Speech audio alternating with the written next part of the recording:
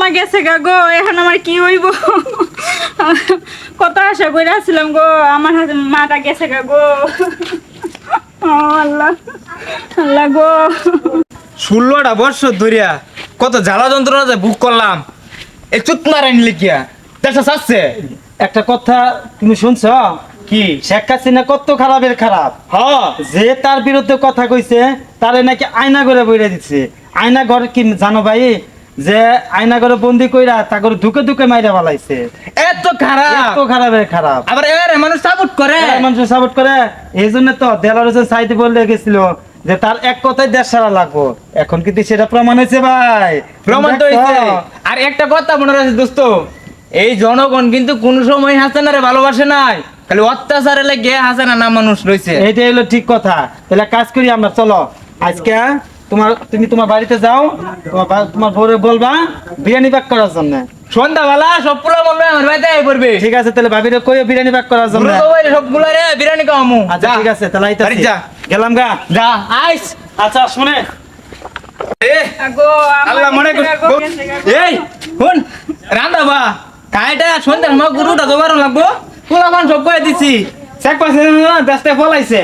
এর কি দেশ জায়গা আছে? কি রান্না করবো? হ্যাঁ, আমার আম্মা গেছে গা, আমার আম্মার দুঃখে আমার বুকটা ফাইটা যেতেছে, তুমি কো আমি রান্না করবো না? আল্লাহ ইন্নারিল্লাহি ওয়া ইন্নাইহি রাজিউন।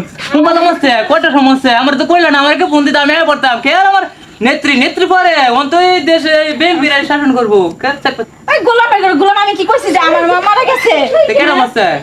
আমার তো হাসিনা মা চলে গেছে।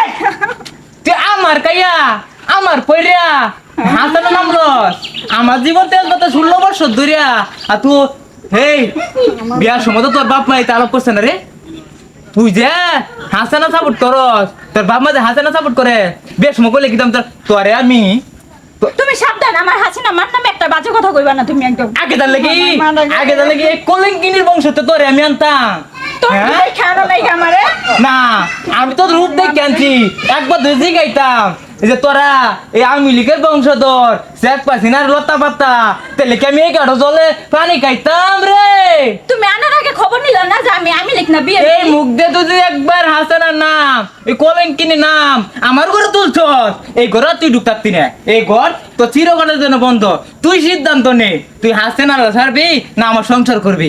আমি যেন করবি না বুদ্ধ লাগবো। আমি হাসিনা মায়েরা বুঝতে পারতাম না, দরকার বললাম তোমার ছাইড়া দিন। কি কইছ মা? কি আরেকবার তুই শুনছি, আরেকবার তুই শুনছি মাগির নাম লইছ।